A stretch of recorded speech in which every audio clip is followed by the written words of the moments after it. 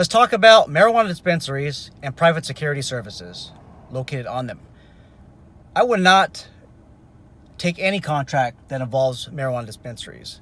Yes, they're very lucrative, and there's definitely demand, a growing demand for armed security or just security, but I wouldn't do it. Here's why. There's this webpage I've been looking at. It collects data on private security officers that are killed in the line of duty, and most of them are killed at clubs, bars, or places where alcohol is served. Number two, there's been a lot of officer deaths at armed security officer dispensary contracts. Lots of them. And then sometimes they put unarmed. I don't know why they do that, but there's a lot. You guys, the robberies that occur at these places, they're not just, one guy who has a knife or just brandishing, a bat or something. You're talking about major stuff. You're talking about 2, 3, 4, 5 heads in there, all armed. Some have rifles, some have shotguns, pistols. It's going to be a very violent takeover. Very violent. Now, the type of security officers that I would sign to these properties, they wouldn't just be your normal person that just gets your guard card and then you do the 40 hours of training. No, you got to have somebody that's highly trained. My number one pick would be a combat veteran, somebody who has been there and done that.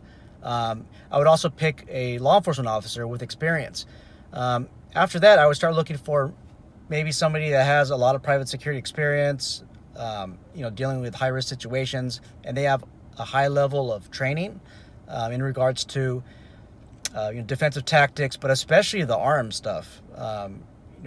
The pistol craft classes, advanced classes that pertain to defensive tactics, but more so the arm tactics. You gotta have somebody that's highly trained, and you're not gonna be paying them $10 an hour. As a private patrol operator or manager, you have a duty to make sure that these guys are adequately compensated. Don't be giving them no lousy $15 an hour. They're putting their life on the line for you. Give them more than that. Okay, don't give them way more than minimum wage. It's dangerous, guys. Not even kidding. These armed robberies are occurring a lot at these dispensaries. Think about it. Some of you are in law enforcement. About half of you that are watching this are in law enforcement.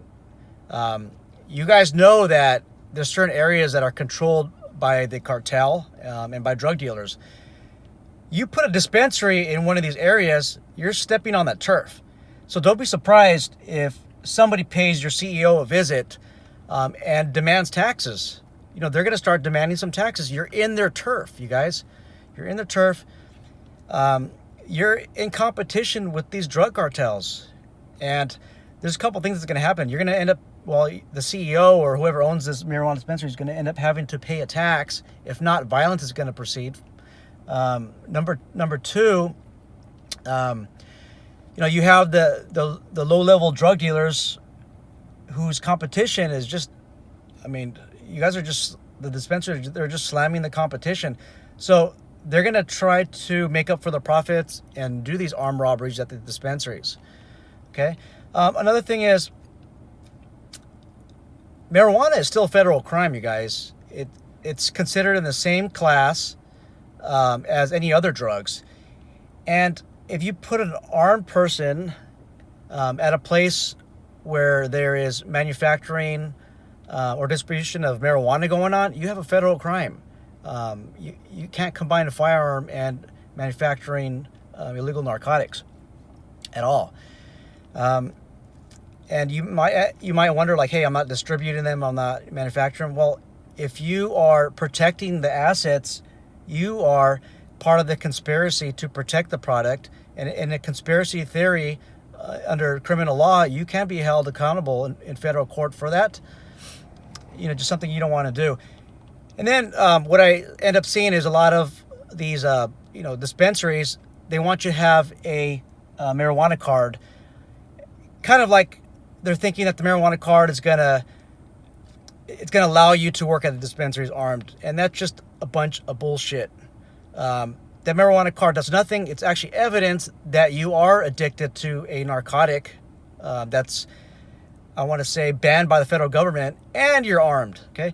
Now, those of you might be thinking, well, I'm not going to put armed people. You know, Sean, you keep mentioning armed. Well, look, if you're not going to put an armed person in a dispensary, you're an idiot.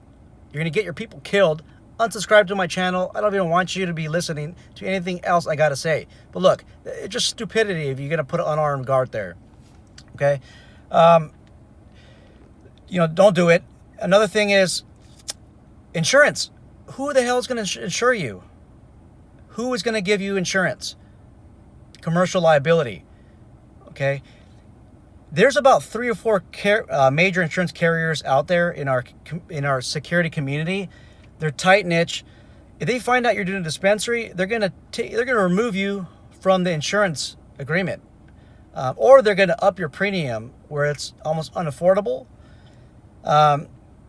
It's gonna be really hard to find an insurance policy that will cover you. If you find one, please inbox me. I really would like to know, you know, who's giving the insurance, and I would also like to know if that insurance is if it even covers that loss. I would like to read the policy myself because I have serious doubts. A lot of insurance policies also, you guys, it actually says in there, if you're involved in a federal or state crime, they don't have to pay the claim. Okay, there is a claim. They don't have to pay it. It says that, a federal or a state crime.